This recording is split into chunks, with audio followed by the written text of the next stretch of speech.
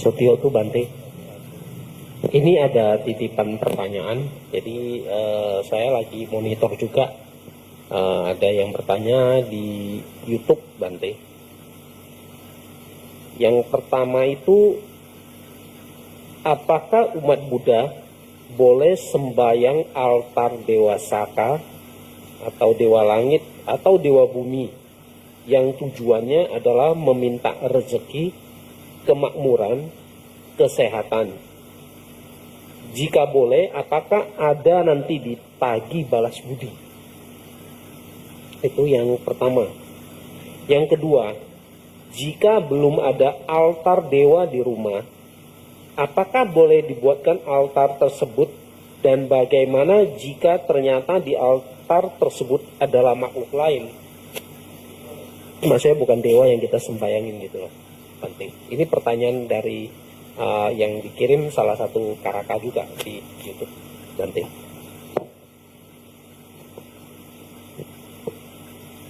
Nanti coba diulangi pertanyaan kedua setelah saya menjawab pertanyaan pertama ya. Baik Bante.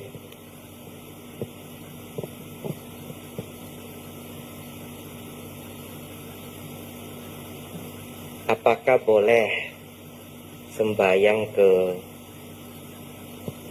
Dewa Saka ya, atau bahkan Dewa Langit ya, mungkin juga termasuk dewa-dewa lainnya, untuk mengharapkan rezeki atau yang lainnya, dan apakah ada balasannya? Agama Buddha itu memiliki karakteristik, biasanya agama Buddha itu hampir tidak ada larangan. Agama Buddha itu mengajak kita untuk bijaksana. Biasanya hanya dijelaskan apa yang baik, apa yang tidak baik. Bahkan di bahasa 5 sila pun bukan dilarang membunuh, tetapi seseorang berlatih diri menghindari pembunuhan. Nah, jadi ketika pertanyaannya apakah agama Buddha melarang sembahyang ke para dewa? Ya, agama Buddha tidak memiliki kecenderungan melarang. Ya. Tetapi kembali di sini kita belajar bersama bahwa segala sesuatu itu ada sebab akibatnya. Kalau seseorang ingin sukses, ingin kaya, bagaimana caranya? Dan itu dijelaskan Sang Buddha juga bagaimana caranya. Ada di namanya Bhagya Pajasutta di Anguttara Nikaya. Di sana Sang Buddha menjelaskan secara singkat saja. Kalau seseorang ingin kaya, maka ia harus memiliki usaha yang rajin ya, usaha yang rajin yang tidak kenal henti, usaha untuk menabung, usaha memiliki teman yang baik, berusaha untuk tidak menghamburkan hartanya di tempat yang salah, seperti minum minuman keras, prostitusi, teman yang buruk, dan keluyuran malam. Jadi itu diajarkan Sang Buddha. Kalau orang ingin kaya raya, ingin sejahtera, ini caranya. Bagaimana kalau seseorang ingin sehat? Kalau ingin sehat, salah satunya rawatlah sila pertama. Jangan membunuh makhluk hidup. Bagaimana ingin lebih sehat lagi? Boleh jalankan atas sila. Setelah jam 12, stop makan, hanya minum saja. Nah, mengurangi kalori itu sangat menyehatkan. Fasting ya, puasa. Dan di Kitagiri Sutta, Majjhima Nikaya 70, beliau menjelaskan bahwa tujuan dari tidak makan setelah tengah hari itu adalah agar tubuh menjadi sehat dan ringan. Jadi memang tujuan puasa dalam agama Buddha adalah untuk kesehatan dan tubuh yang ringan, yang tidak ngantuk-ngantuk. Karena kalau ngantuk-ngantuk tidak bisa bermeditasi. Jadi jelas sekali kalau seseorang ingin sehat, dia bisa jaga dirinya dengan sila pertama. Dia bisa, kalau ada waktu, ada kesempatan, dia berpuasa dan sebagainya. Jadi ajaran Buddha itu mengajak setiap orang untuk membangkitkan kebijaksanaannya, berpikir ulang. Kalau dia ingin sesuatu, cari sebab-sebabnya. Nah, oleh karena itu, kita tidak melarang seseorang untuk sembahyang ke dewa atau ke dewa saka. Tetapi alangkah baiknya ketika kita menjadi bijaksana, kita bahkan tidak meminta. Kalau kita ingin rezeki, kita tidak meminta. Kalau kita ingin kaya, kita tidak meminta. Kalau kita ingin sehat, tetapi kita memunculkan sebab-sebabnya. Secara otomatis akibatnya akan berbuah. Bapak Ibu kalau makan tidak perlu mengharapkan kenyang, betul ya? Kalau makan ya kenyang gitu. Hasilnya akan muncul. Tapi bagaimana kalau seseorang ingin di rumahnya itu ada dewa langit, ada berbagai altar dewa yang memang sudah ada di rumah, yang mana itu diwariskan oleh mungkin nenek, mungkin ibu. Boleh doakan saja agar para dewa dan semua makhluk itu berbahagia. Selesai.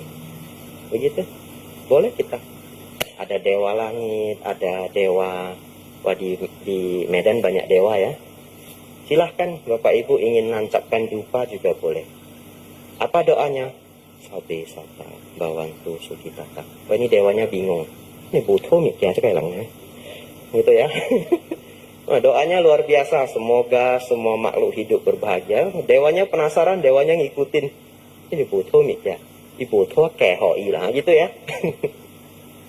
Lebih kurang seperti itu. Jadi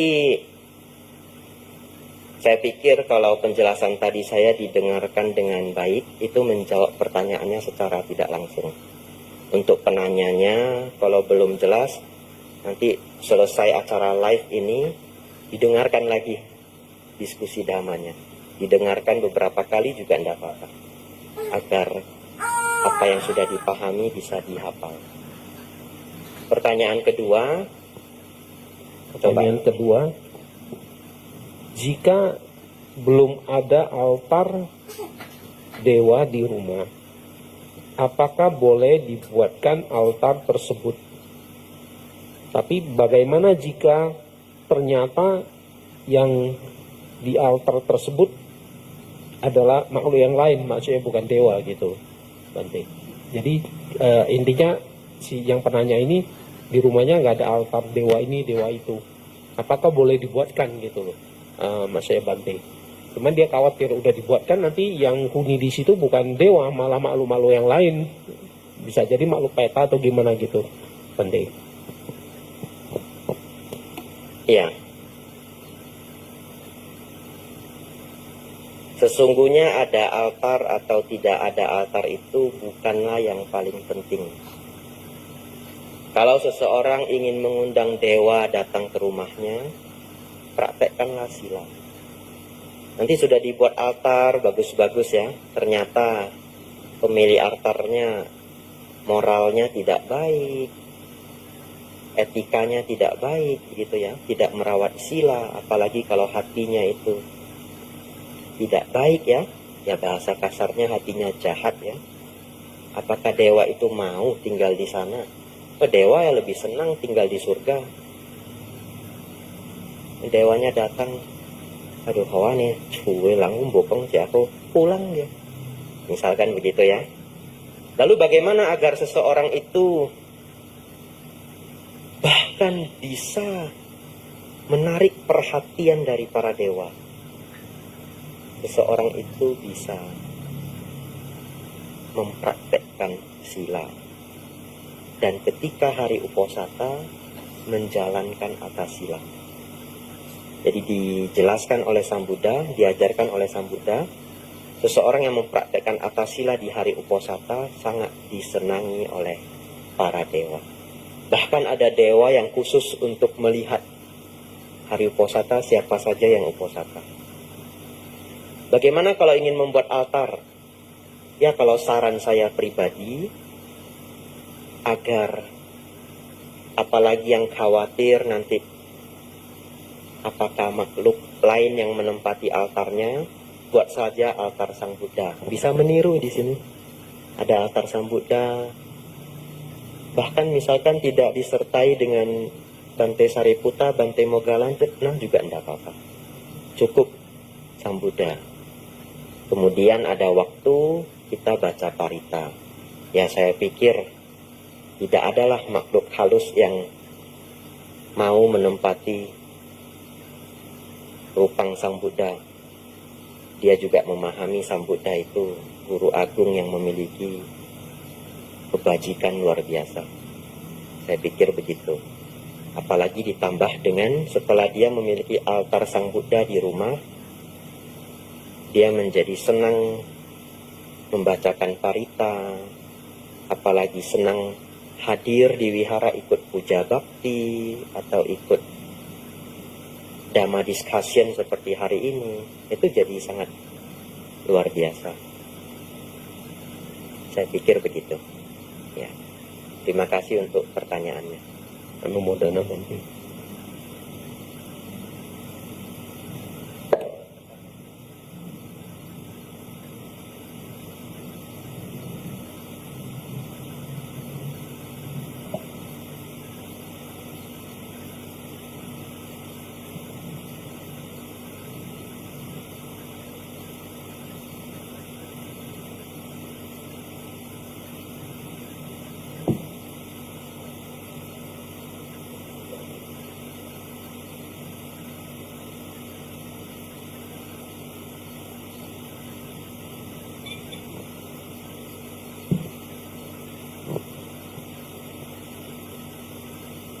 Bante, satu pertanyaan lagi Bante. Tadi tentang perlindungan pancakanda dengan merenungkan anicca dukkha anatta. Anicca dukkha anatta. Bisa Bante jelasin tentang anatta Bante, menurut pemahaman Bante. Kan kadang setiap kita baca atau tanya ke setiap Bante beda-beda. Jadi Bante kasih penjelasan tentang anatta versi Bante. Nah, ya.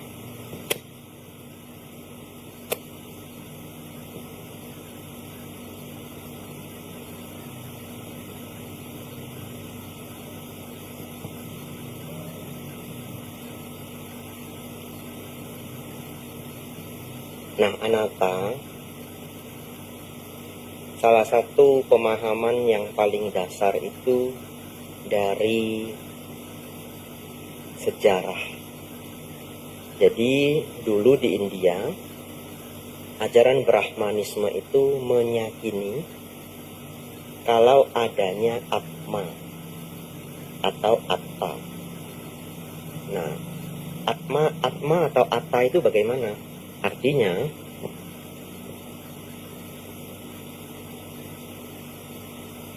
ketika seseorang itu mati, maka akan ada sesuatu di dalam tubuh kita yang kekal abadi, tidak berubah. Itu disebut Atta atau Atma. Sesuatu itu yang kemudian pergi melanjutkan kehidupan yang akan datang atau berreinkarnasi. Nah, konsep itu diyakini oleh ajaran Brahmanisme. Tapi Sang Buddha mengatakan tidak ada yang seperti itu. Tidak ada apapun di dalam diri kita yang kekal abadi. Bahkan yang dinamakan Atma itu pun tidak ada. Jadi ajaran Sang Buddha mengajarkan tidak ada yang Atma itu, atau Anatma dalam bahasa Pali, Anatta. Nah, itu dari sisi sejarah munculnya penjelasan Anatta. Lebih jauh lagi adalah penjelasan Anatta di dalam lenyapnya kotoran batin. Nah, sekarang pertanyaannya begini. Tadi kita sudah bahas winyana. Winyana itu adalah bagian dari diri kita yang bertugas mengetahui. Sekarang saya ingin mengajak saudara-saudari yang hadir di sini, coba renungkan, kalau masih ada winyana, atau kita masih mengetahui adanya sesuatu, bahkan tadi ketika saya ajak untuk Bapak Ibu saudara-saudari merenung ketika mata rusak, telinga rusak, 5 indera rusak, kita hanya berpikir, ini apa? Misalnya begitu ya, atau ini di mana? Atau ini sedang apa? Pertanyaan saya, ketika kita mengetahui sesuatu, ada diri enggak? Ada diri loh ya. Jadi walaupun ketika winyana itu hadir, sesungguhnya sulit bagi kita untuk memahami anatta. Karena di sana itu sudah ada aku. Walaupun kita enggak terus-terus mengulang kata ada aku, ada aku, ada aku. Tapi ketika ada sesuatu yang mengetahui sesuatu dalam diri kita, di sana ada aku. Di sana kita belum menembus pemahaman benar tentang anatta. Nah, apa yang membuat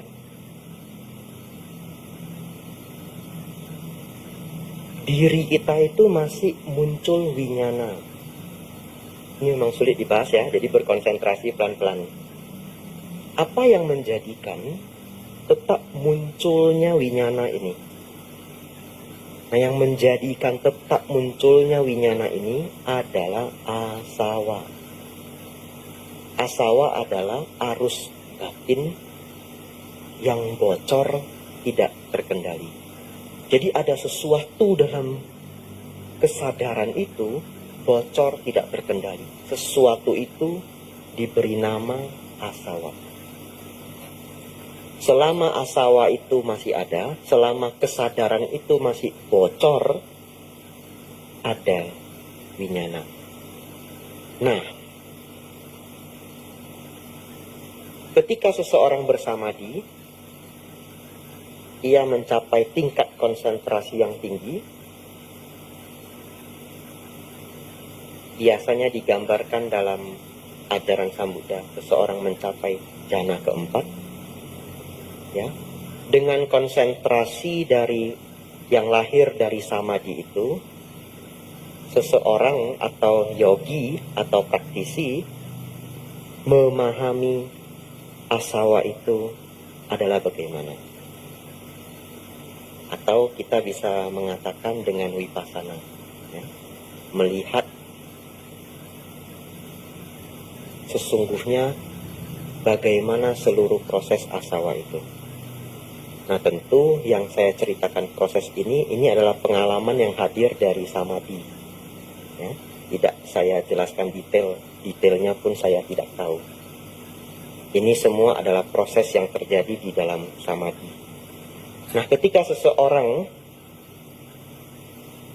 memahami asawa ini, dan dengan kemampuan samadhi, ia melenyapkan asawa ini, maka lenyaplah seluruhnya, termasuk winyana. Nah, keadaan lenyapnya asawa atau arus batin yang bocor tadi itu, lenyapnya asawa ini kita sebut sebagai pencapaian nibbana. Dalam bahasa Pali kita sebut sebagai asawa khayanyana. Asawa adalah arus batin yang bocor, khaya adalah lenyapnya, nyana adalah pengetahuan. Jadi ketika digabung asawa khaya nyana, pengetahuan, lenyapnya arus batin yang bocor, the uncontrolled mental outflow bahasa Inggrisnya. Nah, ketika batin yang bocor ini lenyap dalam keadaan nibbana, winyana lenyap. Dan ketika winyana lenyap, sang pengetahu lenyap. Diri pun lenyap. Jadi ketika seseorang mencapai asawa khayanyana, di sanalah dia benar-benar paham anatta. Jadi kita yang berteori ini, kita tidak paham anatta yang sebenarnya. Tetapi ketika kita mencapai asawa kaya nyana, kita mengalami lenyapnya asawa. Maksudnya bagaimana mengalami? Begini. Kalau saya nanya Ko Susanto, Ko Susanto ngerti rasa gula enggak? Kita bukan ngerti, kita pernah mengalami rasa gula. Betul ya? Nah, mengalami rasa gula. Misalkan Bapak Ibu semua yang hadir di sini tidak pernah makan buah manggis. Sampai 1000 halaman artikel pun saya tidak akan sanggup menjelaskan rasa buah manggis ke Bapak Ibu. Saya hanya bisa, ya manggis itu ya, dia kan manis ya, kemudian lembut, ada asam-asamnya sedikit, kemudian teksturnya itu mirip-mirip melon yang sudah hampir busuk, itu yang sudah lembut, susah, amsyong. Ya. Kita mau menjelaskan rasa manggis dengan buku 1000 halaman, saya pikir juga tidak bisa. Kita harus mengalami, makan manggis itu, mengalami itu, nyana, pengalaman. Jadi nyana itu lebih tinggi dari sadha. Paham saja ini? Sadha itu adalah keyakinan yang belum nyana. Dia hanya meyakini, tapi dia belum mengalami. Misalkan seumur hidup kita belum pernah makan madu, ya. Kita bertuju belum pernah makan madu seumur hidup. Tapi kita meyakini madu itu manis. Karena dengar dari teman, lihat dari TV, setiap orang makan madu itu seneng gitu ya. Wajahnya, ekspresinya itu ekspresi seneng. Di dalam puisi-puisi selalu digambarkan di dalam lagu-lagu bahwa madu itu manis. Kita meyakini madu itu manis. Kalau kita bertuju belum pernah makan madu, kita belum pernah mengalami manisnya madu. Nah, oleh karena itu Bapak Ibu Saudara, seseorang yang belum mencapai nibbana, dia hanya bisa belajar hingga tingkat sadha. Lebih kurang begitu ya. Tapi untuk memahami anatta yang sesungguhnya, mengalami anatta yang sesungguhnya, ia perlu menembus asawa kaya nyana. Tetapi semua penjelasan yang diberikan Sang Buddha itu penting untuk guide kita semua untuk mencapai pencapaian yang lebih tinggi, untuk melahirkan keyakinan, melahirkan motivasi. Ya, mungkin itu penjelasan anatta dari saya. Ya, semoga walaupun penjelasan dari berbeda guru akan berbeda versi, terkadang yang berbeda versi itu pun membawa pengetahuan dan inspirasi. Saya pikir begitu ya. Ya, Anumodana. Ada lagi pertanyaan? Mungkin satu terakhir sebelum jam 9.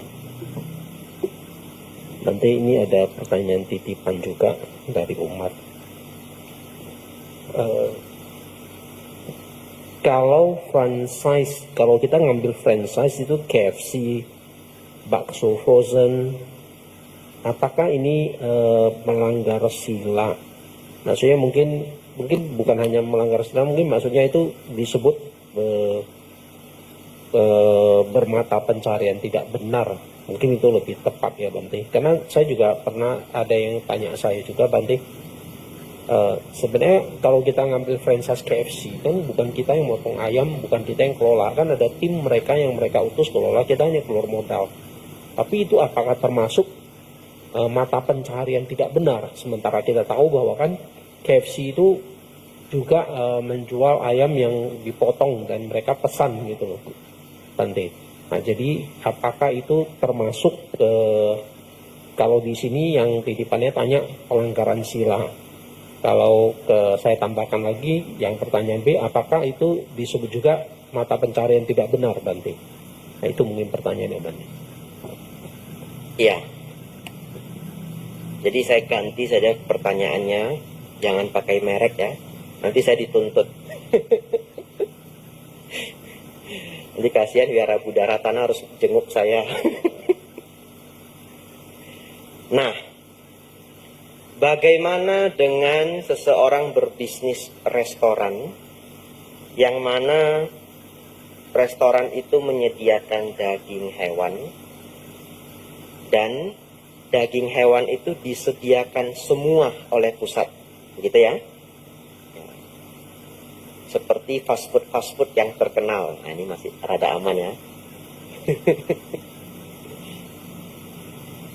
Bagi saya, bahkan dalam Dhamma itu sendiri, itu digolongkan karma buruk atau mata pencaharian yang keliru.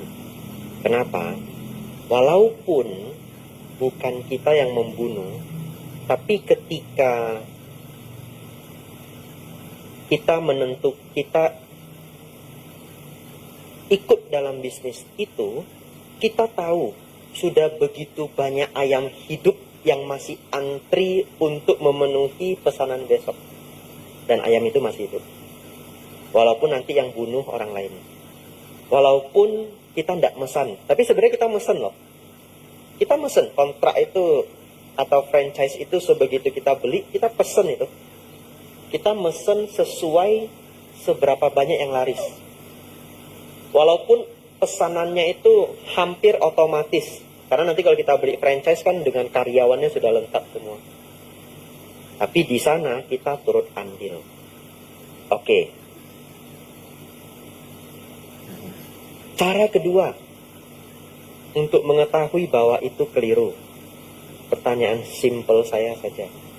Bagi orang yang sudah memahami Dhamma, ketika dia memutuskan untuk mau berbisnis franchise itu simluan, Bu. Ya enggak? Batinnya itu ribut enggak? Itu saja sudah satu pertanda. Jadi hati nurani kecilnya itu tahu ini ada yang salah. Mui bante sing lah. Mana tahu mui lau pen bo salah. Kan begitu ya? Sebenarnya hati nuraninya itu pun sudah memahami kalau ini ada yang keliru sebenarnya, makanya wasimluan ya. Sudah ada yang keliru, jadi batin saya itu gelisah. Cobalah tanyakan ke Bante. Yang bertanya itu pun saya yakin. Ya saya yakin ya, belum tentu ya. Saya yakin kalau batinnya itu gelisah gitu.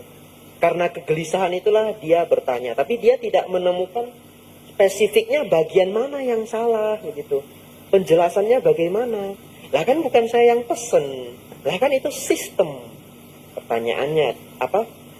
Kesalahannya atau kekeliruannya adalah kita tahu bahwa restoran kita yang hidup ini berkontribusi pada ayam-ayam yang di peternakan yang masih hidup itu akan terbunuh oleh karena restoran kita. Mereka masih hidup, nanti akan dipotong lehernya ketika order kita masuk. Dan bahkan kita tahu kalau kita pasti ada order. Betul ya? Apalagi franchise-franchise terkenal, mereka sudah survei dulu. Kalau tempat itu tidak berpotensi, belum tentu mau dibangun franchise-nya. Ya, dengan penjelasan seperti itu, yaitu tergolong ke mata pencaharian yang salah.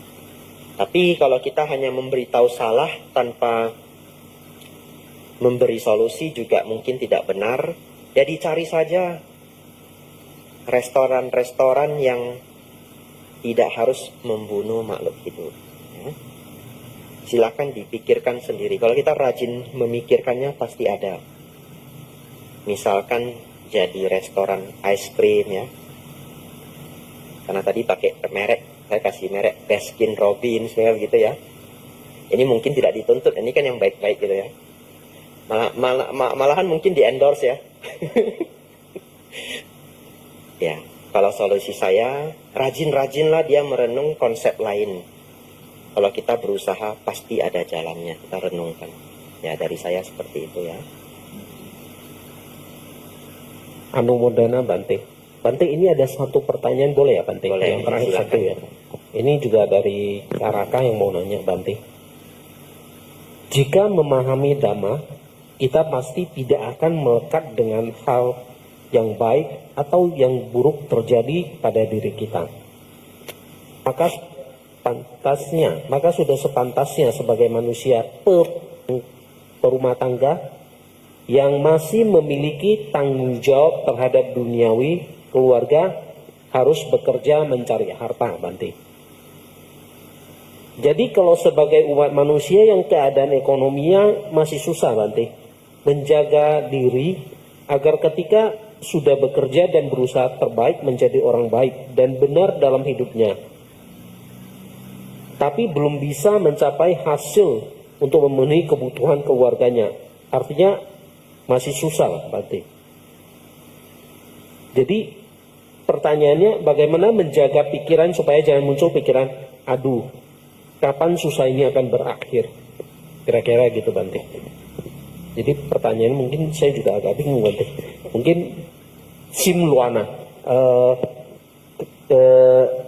maksudnya dia komplain mungkin, aduh kenapa hidupnya susah terus gitu loh Bante.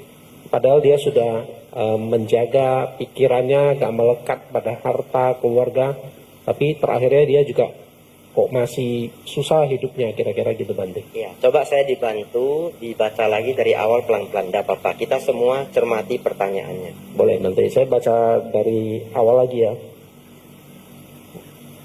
Jika memahami Dhamma, kita pasti tidak akan melekat dengan hal yang baik atau buruk yang terjadi pada diri kita.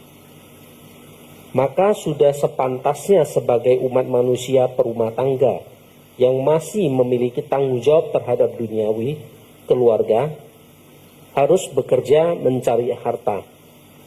Bagaimana sebagai umat manusia yang keadaan ekonominya masih susah, menjaga diri agar ketika sudah bekerja dan berusaha yang terbaik, menjadi orang yang baik dan benar dalam hidup, tapi masih belum mencapai hasil untuk bisa memenuhi kebutuhan keluarganya, alias masih susah.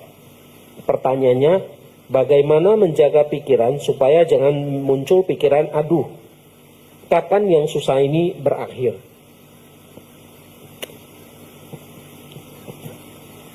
Tadi ada kalimat bahwa seseorang itu pasti tidak melekat pada hal yang baik maupun hal yang buruk. Nah, di sana yang perlu saya koreksi. Bukan tidak melekat pada hal yang baik ataupun hal yang buruk. Kalau seseorang belum mencapai kesucian, pasti ada kemelekatan. Pasti. Tetapi yang kita latih adalah batin kita diusahakan tidak tergoyahkan apakah hal yang baik muncul ataupun hal yang buruk muncul. Apa itu tidak tergoyahkan?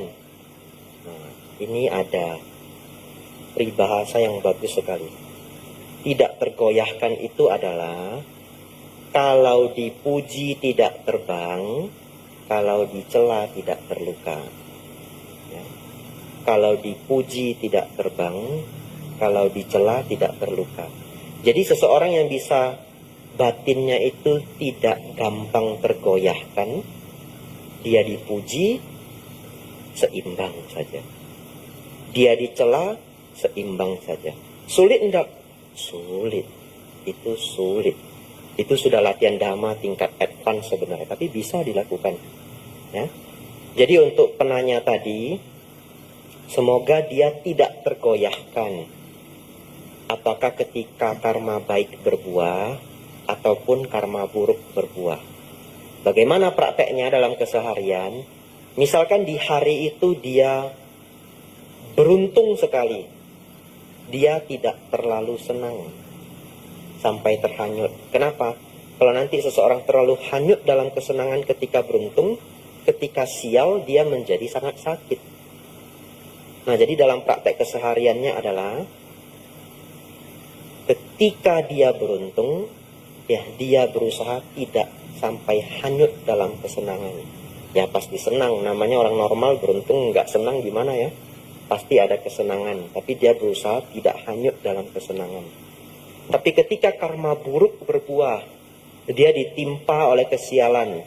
Misalkan pagi-pagi bangun, ban motornya bocor, SIM. Baru mau pergi bekerja, ini bannya bocor, capek itu, dan kita pasti telat. Nanti beruntun itu, sudah harus habis duit untuk nambal ban, sampai di kantor telat, dimarahi. Kemudian kadang kalau bannya sudah bocor, mau bocor lagi, biasanya begitu. tambalannya misalkan tidak kuat kan bocor lagi, sampai nanti ada waktu bannya harus kita ganti, biaya lagi. Bisa ndak ketika dia mengalami karma buruk yang beruntun itu, dia tidak terlalu terluka, dia bisa dengan ketenangan menghadapinya. Aduh, karma buruk berbuah, ya sudah, jalani dulu. Itulah yang tadi digambarkan, tidak tergoyahkan apakah hal baik, pada hal baik maupun hal buruk. Bukan tidak melekat ya, ini saya terpaksa koreksi sedikit bahasa dari penanya tadi. Bukan tidak melekat pada hal baik maupun hal buruk, tapi tidak tergoyahkan ketika karma baik berbuah ataupun karma buruk berbuah. Dan saya garis bawahi, itu sudah tingkat batin yang lumayan advance. Ya, kalau Bapak itu bisa mempraktekkan itu, satu apresiasi dari saya. Kemudian bagaimana agar tidak muncul pemikiran, aduh, kapan kesulitan ini akan berlalu? Ya.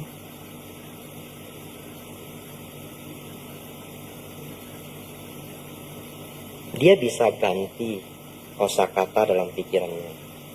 Misalkan dengan kata, segala sesuatu adalah anicca, termasuk kesulitan ini. Atau dia bisa ganti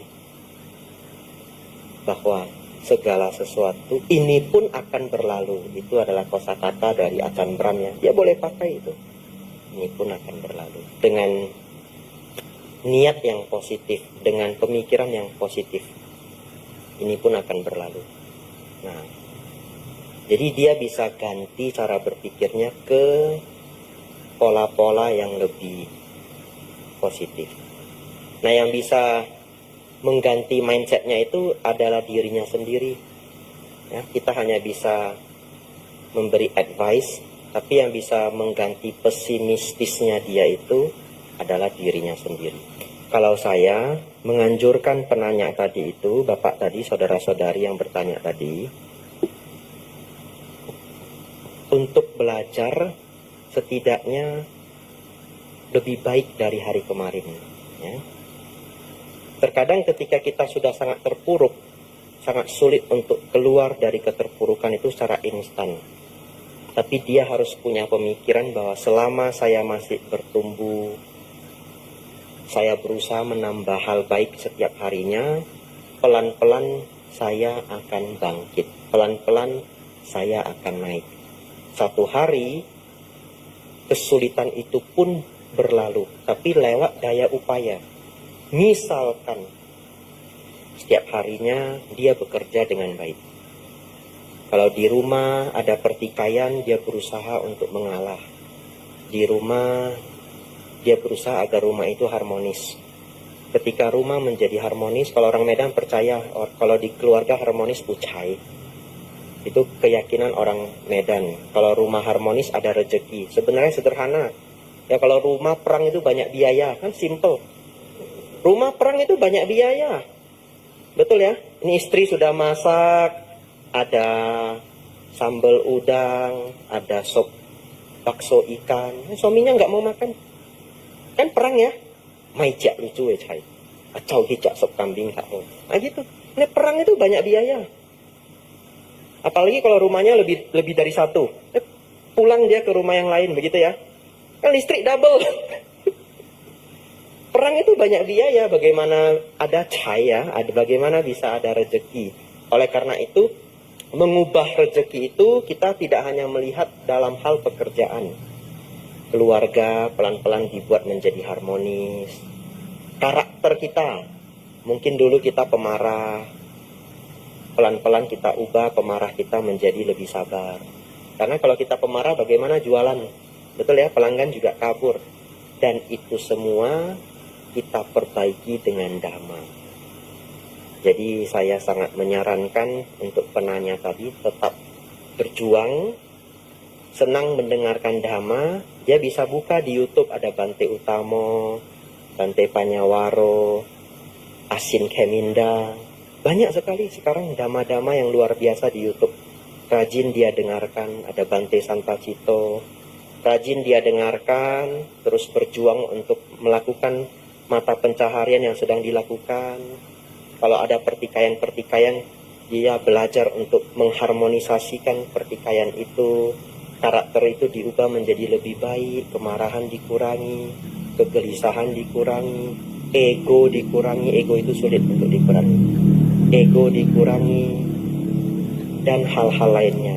Pelan-pelan dia akan lebih maju, lebih maju, lebih maju. Jadi tidak ada pemikiran, aduh, kapan kesulitan ini akan berlalu. Tidak. Tetapi dengan semangat, saya akan bangkit step by step. Pasti satu hari saya akan bangkit. Saya perbaiki apa yang bisa saya perbaiki. Sedikit demi sedikit. Ya, itu mungkin motivasi dari saya. Semangat untuk penanya tadi.